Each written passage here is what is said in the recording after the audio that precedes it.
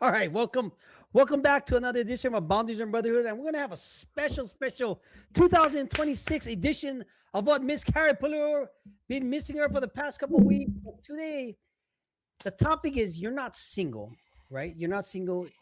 It's your fear of being alone. And while we get this all technically set up because it's streaming to YouTube, TikTok, and Facebook right now, if you want to say something, leave a comment. We'll get the comments right here in the section, and you can have your comments answered live on screen out here. I'm your host, Gordon Watt. I'm Carrie Pullaro. I'm a relationship and identity coach. I help high achieving women become the prize in love and in life. Now, today's topic, guys, it's something that's really deep to what Carrie's been because she's an identity coach and she works on a lot of different things with a lot of different people. Explain to us this post that you have on what it is that's really happening in your brain, being loyal to the past and loyal to old evidence. Yeah, absolutely.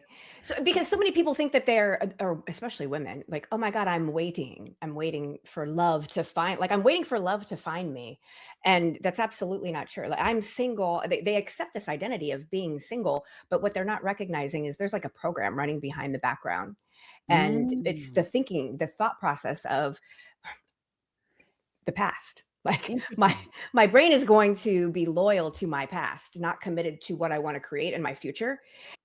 So if my past includes Ooh. abandonment, inconsistency, choosing an emotionally unavailable partner, then my brain will dismiss available people. Like they'll label them, they must be boring, something's off. I'll chase intensity, I'll chase chemistry, like things that feel familiar. I'll find reasons why Okay. healthy love won't work. My brain may be thinking men will always like I have subconscious beliefs in the background. I'll probably end up alone. Men always leave. It never works out for me, right? That becomes the primary relationship. That it's the fear. It's me being in relationship with the fear rather than being in relationship of what I want to create. Does it affect how you approach dating, how you approach yourself, how you figure out love, and what are you willing to give up in your relationships where you don't lose yourself? Yeah. And I think what ends up happening is people are waiting. Like I'm waiting for somebody else to bring me this aliveness, the confidence, the softness, permission to receive, Permission. Ooh. permission to rest, permission to feel beautiful. And what I'm energetically saying is, I'm not fully here yet. A partner is going to meet what you're expressing, right? Like Got it. attracts like. Right. I'm not going to be chosen while I'm withholding or I'm braced for the worst case scenario. I might Okay. be picked by unavailable people, but that's because I'm unavailable at the time. What are some of the symptoms that women might have, relationship men might have, that you deter them, or how do you dig deep into that so that they can be happy with themselves or the situation that they currently are in? Well, I think it's recognizing we recognize that you are attached to the fear, that fear masquerades itself as discernment, Okay. standards, being realistic. And so a lot of women want to call it high standards, being cautious. I'm not settling, but that's all a bunch of bullshit because underneath all of that is her inability. She's emotionally unavailable. She's withholding her emotions, and at the same time, she's bracing for a like disappointment. Already planning the exit strategy before the relationship even begins. You know what I mean? Like that's self abandonment. So that is deep self abandonment. I mean, because self abandonment can come in so many different forms and it will come out in so many different ways. It could be like, even if I'm not available because of this certain situation I'm in, I might be trying to rebuild my life. I'm trying to find myself. I'm trying to do something. Yeah. What does it mean when we manufacture proof that love is unsafe? Yeah, because your brain is going to scan, it's going to filter. Your Okay. nervous system has already decided that love is dangerous because your brain is loyal to the past, right? So Yeah. your Yeah. brain is going to control your body. Your nervous system has decided love is dangerous. Your mind's job it becomes backing up that decision. So instead of being open to and being present to what's really happening in front of you, your brain starts acting like a fucking prosecutor. And not to find out the truth of what's going on. It wants to win the fucking case. Right. That you fucking suck and you're going to leave. She's dropping them nuggets. That's so cool, right? This is But awesome. at the same time, right? When you start looking at manufacturing proof and try to do things for the relationship of finding yourself, right? How does it help, or what do you believe men want versus what women want? Does it differ? I think we all want the same thing. We all want to feel trusted, and we don't want to be managed or monitored or judged or morally evaluated. Do you know what I mean? Like, I don't want you to judge me. Like, F you. Don't tell me what to do. Don't try to manage me. Don't try Morally to monitor evaluated. me. That's a good one. We don't want to feel like we're constantly being assessed or that we're constantly being corrected. And I know we talk a lot about this with men too. Like, men don't want to be tested or corrected or coached, but women don't want that shit either. Okay. And I think that Unless they want it. it's a difference to come in and make a request of, hey, I really value your thoughts or your perspective. Okay. And I think that when we come from that energy, it's completely different than your partner or the person you're dating just volunteering, like correcting you or coaching you. I just had a conversation yesterday with a client who she ended her relationship. She was in relationship with a man who he was really into personal development, his own personal development. She was into hers, and reviewing like her year-end review of like all the things that she was going to change in her business. And he owns multiple businesses. He's a very successful man. And the way that he responded to the conversation was like he was responding to a daughter. Like, That you know what I condescending. mean? I get it. I'm guilty of it sometimes. Oh, if Andrea's here, she would say like all the time. And she was like, I didn't feel in that moment, I felt like I was being like, not mothered, but kind of in a way. Yeah. Just, she was like, I didn't feel like I was speaking to my partner. I felt like I was speaking to my parent. And she was like, and immediately the polarity went away. Like, she was like, I was like, I need someone that keeps me like excited, that doesn't like, I don't want to be with a man who looks at me like, and I know the less than is the story, right? Like, she created a story that she was less than, but at the same time, if you have a man that's critiquing you, it can feel like he thinks he's better than you. I think, and that was where she was going, was I felt like he thought he was better than me. I felt like I was his daughter. And she was like, and that just takes like all the polarity and the sexual attraction away.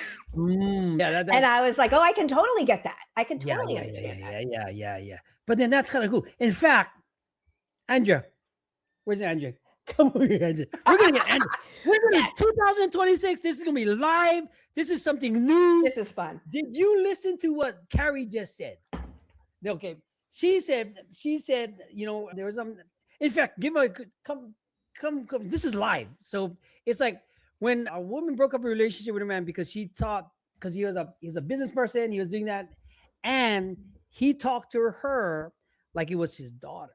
Now, I told Carrie, I'm guilty of this. I'm guilty of like talking condescendingly, both vice versa, because of this is a thing. But because they was both into self-development, I want you to come here. Oh, she's not ready.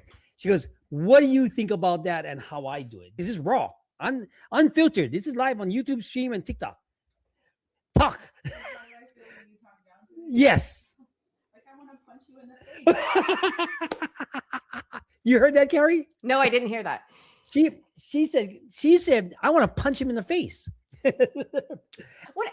When a man shifts that energy, it just sounds like he's correcting her instead of collaborating. And it's very patronizing. It's a patronizing tone instead of like really listening to what she has to say. It's kind of like a hierarchy. Instead of leadership, he's creating a hierarchy. I'm not saying he's doing it intentionally. But and then you just start. Can you hear? Like, how do I? Oh, yeah. Resentment builds, and then you start to not want to be around them, not want to talk to them. When they start talking to you in that tone, you shut down, because it's like, am I going to fight, or am I just going to listen and then go about my day? and you really just don't want to be around that person anymore because you're over it. They start talking down to you, or they know better, or whatever the situation is, and you're just like, fine, whatever, like, I don't care anymore. You start to just give up. So, see, you know what you got to do, right? Go on Facebook on our live and type in the comments, and she will answer. Because we're streaming live right now. This would be like a live show. But what do you think about that, Carrie? Because I'm guilty of it too. I would say most men are. How do women deal with that from your standpoint? It's exactly what she said, like the shutting down, because it kills the intimacy every time, right? I'm no longer feeling desired or chosen. I don't feel the aliveness in my body because I'm being, I am interpreting it as though I'm being spoken to like a child. So it's like polarity is dead on arrival, right? I cannot respect a man who is diminishing me or my agency, my ability to lead myself. And I think there's a lot more there that women get to understand about men, because this is a dynamic that has nothing to do with her.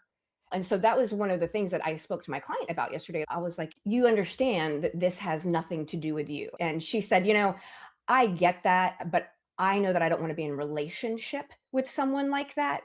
I'm not willing to be in relationship with someone like that. And I was like, okay, fair enough. I mean, that's a choice. And it's easier for her because she's not married, right? So she's not married to this person. So we're just dating. It's not a big deal. However, if I'm married, or if I'm in this really committed relationship, like I get to look at other, like, how did this dynamic form? This is interesting. This comes back to the caregiver. And I know people are like, oh my God, it always comes back to the relationship with my caregiver, whether that be your mom, your dad, whoever raised you. If he is speaking to you that way, he learned to manage his emotions instead of meet them. He might think emotions are messy and icky and, oh my God, I don't want to deal with that. Right? But yeah. Okay, look at this. So this is for my wife, guys. If you're watching this, so how do we get the men to listen to us without repeating ourselves over and over and over before we just shut down and it's an empty relationship? Woo! How do you answer that one, Miss Carrie? I'm getting advice, and this is how much trust I have in Carrie, right? And this is how much trust I have in my wife and myself to have the emotional intelligence to deal with this. Because a lot of the times, guys, even for us as men, it's not easy, right? We like to be right. We like to be but how do I put my wife at the top of the realm with my kids while having all the pressure? How would you answer that question, Carrie? I would make sure that I'm in, before even having the conversation. I think there's a lot to check in with myself, because if I come in anything other than neutral, then I'm going to create a different environment, right? So I know for me, when I want to have a conversation, I might get a little anxious. I might think it's fucking urgent. Okay. And so I know for me, I get to check in with myself and stop speaking from the urgency, but I get to be clear and grounded and speak from certainty. And that means I'm not going to repeat myself, because when I repeat myself, then that puts across this like convincing energy. Like, I'm afraid the message didn't land. Like, I don't have faith in my ability to communicate. I over-explain. And it's almost like I'm trying to win you over to my side, when really that's not how I want to communicate at all. That way won't work that way, because men don't respond to urgency. They respond to clarity and calmness. And if I'm certain and I'm not chasing like I don't want to chase understanding, I can just let silence do the work. I can express myself and I can just allow it like to land. Explain that to me as a guy. That's not, how did we go from because I don't want to be single. I don't want to be alone, but right at the same time, you mean my wife? I mean, hopefully my wife's not going to go nowhere, right? Because if not, she's gonna be trapped somewhere, right? Oh, she said I gotta be act right. But from a woman's point of view, how do we find common ground? Right? Because that's a viable question, right? To find viable ground between not losing ourselves in each other's problems, emotions, family dynamics, dealing with mother-in-laws, all this other crap that's going on, right? Business, work, pressures of living. what's the best course of action so that you don't have that fear of being alone? How do we find common ground? I think it's just being authentic. Okay. It's not diminishing what I want to say to keep the peace. Not downplaying, not downplaying what I want, like speaking, this is what I want. What I find a lot in myself is that I might soften my delivery to avoid the conflict. Okay. That's really good advice, actually. Right. And Because I mean, that's something that I have to work on also. And I'll pride myself in that. Right. Because even working on delivery, we'll take it from, like, I just blew up the other day about something like that, about a delivery, how she was delivering the message to me. Because I mean, she's working, she has the pressure, she's got everything going on. I got pressure, I have no outlet, I have everything, you know, I mean, with the kids and everything else, and it's sustainable. And it's like it's something that I have to work on, even as a guy. But I'm not saying most guys don't go through this. Most of the time we do, because like that's why I do the thing with Doc, where it's like handling emotions and switching roles and everything else also affects everything, right? Now, having that common ground, even with your situation going on right now, finding that common ground can make it much better for both parties, right? You don't want to hold resentment. I don't want to hold no grudges. I don't want to hold no certain things. So I have to rephrase everything in my head, in my mind, and reframe it so that I don't do it, because I've done that before in my life. I mean, now as far as from a coaching standpoint, from an identity coach, do people lose their identity because of they lose themselves in the argument, or from the past histories that they got going on? well, what I find is if you're not clear on your non-negotiables, on who you are being in that moment, like the identity of who you are in that moment, you might get lost in all of the other nonsense, right? You get to be clear on what you're available for, which means you have to be willing to like talk yourself into the difficult conversation you're going to have, right? You're not willing to talk yourself out of it because your brain might say, hey, let's escape, or let's bend a little bit, right? Common ground is going to happen around core values. And it's not at each other's expense. Yep. It's going to come around core values of what you believe in, how to fix it. Like most of the time, it's easy to run away, turn around, throw it in the towels, this and that, and find excuses for everything else. But if you want to work on something, and like you have in your post right here, guys, if you're not following Miss Carrie Pullaro on all social media, please do. She has some deep conversations that could change a life and bring that aliveness inside yourself that might not be something you're used to do, right? How do you protect yourself but not seem, I would say, protect yourself but not be so protective of yourself? You know, how do you protect yourself but be able to open and not be disappointed? Wow, that's like a loaded question. I mean, that's how much stuff is going in my head right now, right? Because like you still want to have a backbone, right? Because you still want to be the leader, you mean, and all that other stuff. But then you don't want to be looking weak as a man, right? In that scenario, what would be your suggestions? I think the word you're looking for is anchored. Okay, anchor. Okay. Right? So it's like I don't want to protect myself, because protection is kind of like I'm kind of like armoring up. I want to be anchored.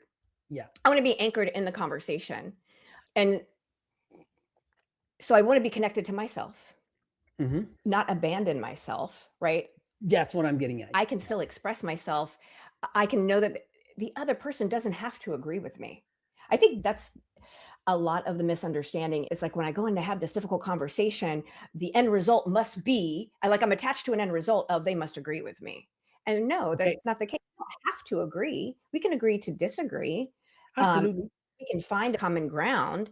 We can, like, common ground should feel like expansion.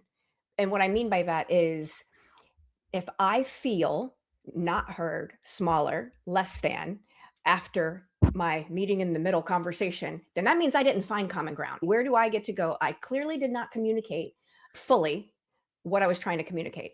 I want to communicate fully and authentically and not be attached to the end result. Like, I'm going to be uncomfortable. It's not about me like giving in or like watering myself down. I have to learn to stay. I got to learn to stay through this stuff, right? So, what do you give advice for both men and women dealing with that type of situation, right? Because say I'm anchoring, I'm Okay. putting up my walls, I'm trying to find common ground, and there's no common ground set in place. What's the Okay. suggestion? Well, what are you trying to create? I mean, I think that's the question. If there's no common ground right now, but I want to create the common ground. So, like, Okay, how, like, I get to be clear on what it is that I want to create okay. during that conversation. And that does not mean I am manipulating or persuading them or have an expectation of their behavior. Big word, right? The expectation. Yeah. That's the big word. The expectations of everything that's going forward. Because say I'm expecting a certain answer, or Andrew's expecting a certain answer, and it's not the right answer. But who says it's not right? Maybe it's right But for you and not for her. Do you know what I mean? Yeah, exactly. Because it can go from 0 to 180 miles per hour fast, because those emotional charges going on, Yeah. especially if it's holding on to certain things. Now, even with that being said, explain, okay, if you're scanning and you're filtering and you're doing all this stuff and you feel that love is unsafe or the communication is unsafe, what steps do you take to provide the safety of that? Well, I get to be very grounded in what I'm wanting. And I get to be very aware because the self-awareness is just the very beginning, right? Like the Yes. self-awareness is understanding that my brain is going to be loyal to the past. If I understand that that's my brain, that's my ego, I can. No, that's me. Oh, I'm okay. controlling that. Guys, take the free assessment to come get some help from me or Carrie. Straight or Doc. See, we're doing assessments now. We're doing pop-ups. Sorry for interrupting though. You get to choose yourself. It always comes back to yourself. And I get to uncover these blocks that I have. Like, I get to be honest with myself. What are the real beliefs here around love? I do have a client that has this underlying belief that men will always leave, men will always cheat. And now that she's gotten older and she's still single, a man will just be in her way. But that's a belief that's been developed over time, the past of a marriage that he cheated on her. And then she began to be involved in other activities and hobbies and work or whatever it might be. And now she's consumed her day and her time with so many things. The idea of dating is, oh my God, he'll be in my way. But she sets her developed that life already up that way from the to past. to reinforce that new belief that a man Yes. will be in her way. And she did start dating. And she found all these things. It was fascinating to talk to her because in the beginning, it was fun to get to know somebody. And then it was Right, the all of these, backstory, everything else, and what else yeah, got going on. Because that's what I like absolutely. to know. I like to know people's stories. Yeah. And then when the like honeymoon phase wears off, right? And you're like sitting there, like really looking at this person, she started looking at it from a different perspective. She was just kind of like, he doesn't take care of himself, like his health. I mean, and it can be ridiculous things like, I don't like the way he cuts his fingernails. Do you know what I mean? Like you said, Okay, just nitpicking on to things sabotage just to everything. prove yourself right, because like that's the bottom line. Is like we all want to feel like we know what the fuck is going on, like we can handle our lives, right? You like to think that, or you We want would to feel like that. nobody wants to feel inadequate in any way. Correct. And so the only way that I can prove to myself that I'm not inadequate is if I'm fucking right about all my beliefs. And so I Yeah, because set my life up that way. Of of what your course. beliefs is true.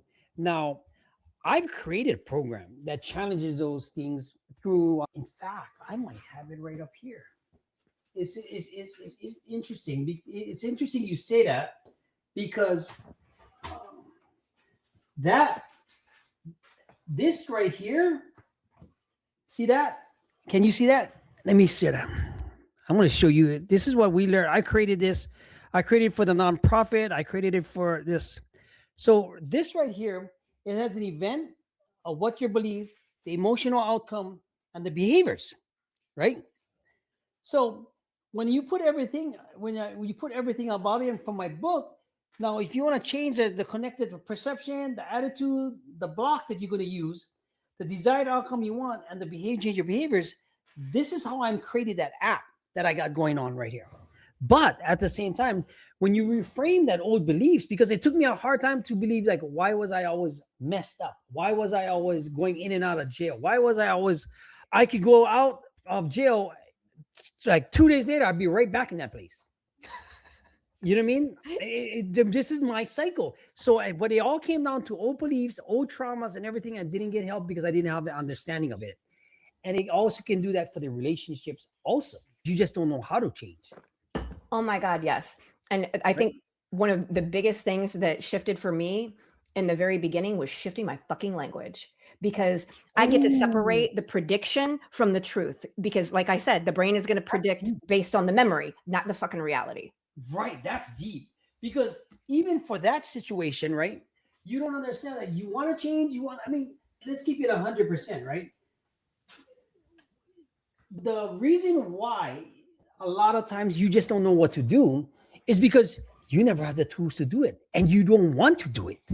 So you rely on that past. Yes. Right? You rely on that past and you hold on. And like you said, you anchor it all. And then you seek validation when the same shit happens again. It's like, okay, that's just how it is. Now, when you start putting in the work, right? When you start putting in the work, then it's a whole different ball game, because that's when it all changes. Because then you're going to change your language, you're going to change your behaviors, but you have to have a substance, a block that you hold on to. Yes. And what I mean, and I know a lot of people are going to wonder, what do you mean by changing your language? Like, I get to catch the way that I'm speaking to myself in my head, right? Like when I think about a relationship, like Yes. if a man leaving, like, this always happens, or I know how this will end. That's a prediction. It's not the truth. Yeah. And so I allow the thought to come in my head. That's fine. But I just get to relabel it. And that is just knowing that, okay, this is just a thought. It doesn't mean anything. And it's going to allow me to learn the difference between fear and intuition. Because, like, it goes to show, right? People want to change, they might not have the tools. People want something different. People want a path, but they don't know how to reframe, rephrase, or look at different things different that can change their lives. Does it take a little work upon themselves and be honest with that identity and let go of the past? You have to be able to let go of that past, but you also have to understand your past and dig deep and where it all started. Because if you don't know where it all started, you cannot go dig back and change. Because, when you sit in prison, you have a lot of time to think. You start counting dots on the top of the bunk, on the walls, just to keep your sanity. You can relive it, you can make different choices, but still you don't have the tools. You got to go dive deep to where it all started. Was it a divorce? Was it a trauma? Was it something you've seen? Was it something that you thought was there, but even that was fake because it was all perception, right? Now, is the perception real? Sometimes to some people it is, right? But how do you change that to let go of the past mistake to move forward? You have to reframe, rephrase, and change all that thinking. And it goes the opposite, the straight up way too. In today's society, because your small journey that you had, you must have to learn. Like you said, it's a learning process. You're either going to egg it on, do something, or you'll learn from it. 100%. Regardless, 100%. There's no bad in situations. There's nothing bad that comes out of it. If you learn from it and you found something else about yourself and you did some research and identity, then it's all worth it for the next person, for you, for the person in the mirror. That was good shit. That was But really now good. it makes so much more sense now, because like I said, this is why I was telling Angela, like, man, I haven't seen Carrie in like 3 weeks. I know something was up, but holidays, things up, going, everything. Now, whatever state you might be in, guys, right? You already think you had your worst scenario. How do you move forward from that? From your worst case scenario, It really is about exactly what you were saying, is recognizing that old belief. Correct. And it's my responsibility to create a new relationship for my brain to be loyal to. So that relationship is with me. And when I become the safest place for me, then love doesn't feel dangerous. It just feels like, oh, it's possible for me, right? It doesn't feel like painful or like negative in any way. Oh yeah, because If that goes to show that, you know what I mean? Sometimes, even though you might have all the tools, you might have all the answers, it still gets scary at times, oh yeah, right? Now, the past is something that you're used to, so you know what's coming. And yeah, that's it worked. Do you know what I mean? Like that process worked for a long time. Is this serving me anymore?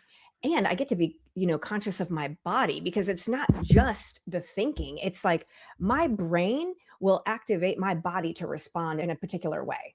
And so when I feel this fear, and I'll use an example of something just random. Like let's say I'm going to be on stage speaking and I feel a fear in my body, right? Mhm. Now, my body interprets, when I am afraid, my body interprets everything as though, oh my God, we're going to die, right? Like that has been my experience. I get to reinterpret that to excitement, right? My brain just gets to associate that with something different. So, oh my God, if I'm going to go speak on stage, how exciting is that? That shifts that energy in my body rather than me thinking, holy shit, I'm going to get up here and I'm going to die. This pattern goes across all areas of our lives, not just relationships, how we show up, period. I mean, it's how you show up, period, and how you look at it different. I'll give you a perfect example of this, right? Watch this. This is how cool this can be, because this is what we're going to be doing for the for 2026. Like, she just gave me an idea, right? So like, we're going to do this, right? So give me an event, Carrie. Give me an event, a situation What that do one you, of your clients might have or something like that, right? Being single, right? okay, being single. Right, being single, right?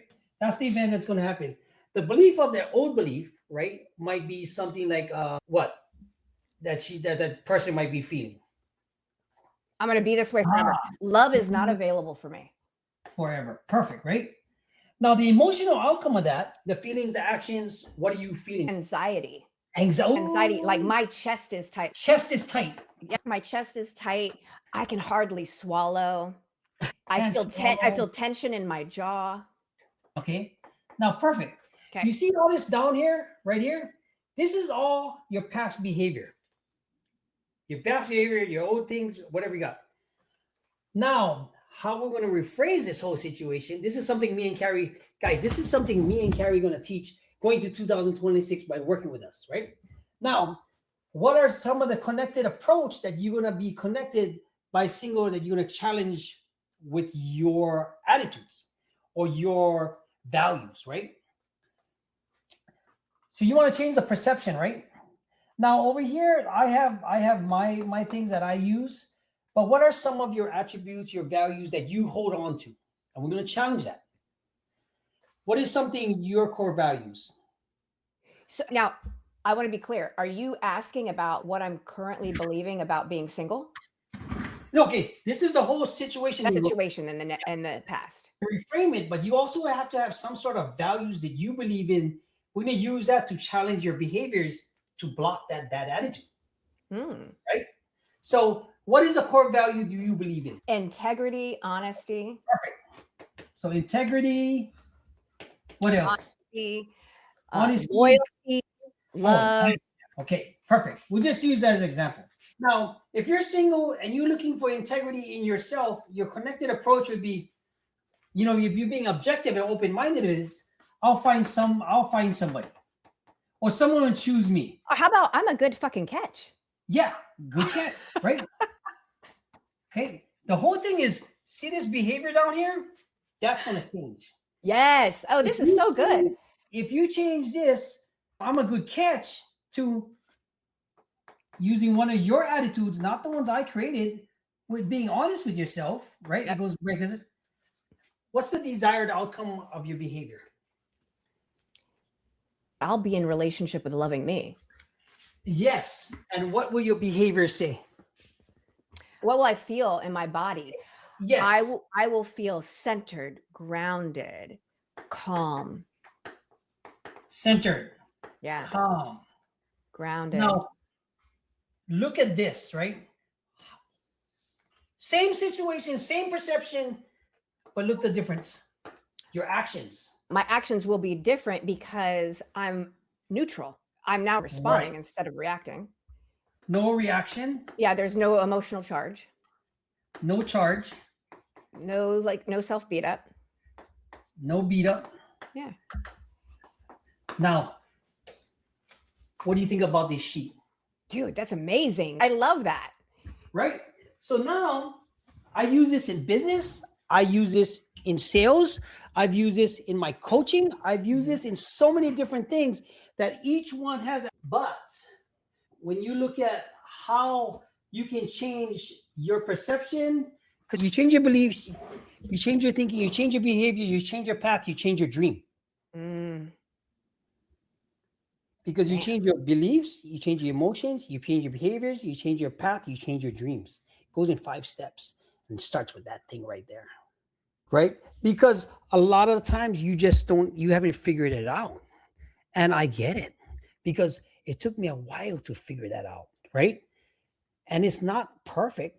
But if you can reframe, if you could put on a set of AI glasses and that could do that for you fast, that's how much I've trained so that I can do it. But do I lose control sometimes? Of course, I have anger issues. I think I'm that's just normal. the human part of us, right? But then that's best part of it. But you look at it, you went from being this situation over here on the left to a block number 5 where you're going to feel better about yourself. And that's all that changed.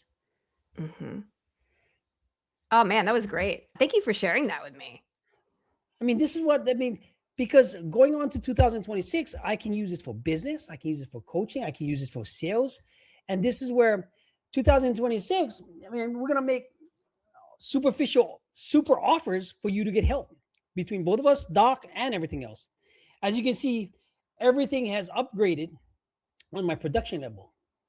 But guys, how do you like this one so far? We started out slow, we came out banging, but in a scenario with what's going on, right? Because the topic was you're not single, you're just afraid of being alone. But to close it off with that makes it a whole lot better for what's possible. Dude, that was just amazing. Wow. That Nobody was knows. great. I love the document that you had. That was perfect. And this is what, do you want to close it out? Sure. Going back to, you want to talk about something else. I mean, just going back to what we were saying is like being in a long-term relationship with my fear of being alone. Every person that I choose will simply reflect the places that I'm still abandoning myself. And if I look at it through that lens, I realize that like love is available to me. It's not failing me. It's just exposing where I'm not free yet. And so I get to change my choice, which is choosing myself. Beautiful, beautiful. Guys, we're back. Everybody, hope everybody had a wonderful year. It's only gonna get better. Guys, we're offering so many different things. Please reach out. It's all fine details. Let me get with Carrie, see what we're gonna do. And we just want to, by the first quarter, you should be at a different level. Guys, this is Gordon Watt from Boundaries and Brotherhood. We'll see you next week. Bye.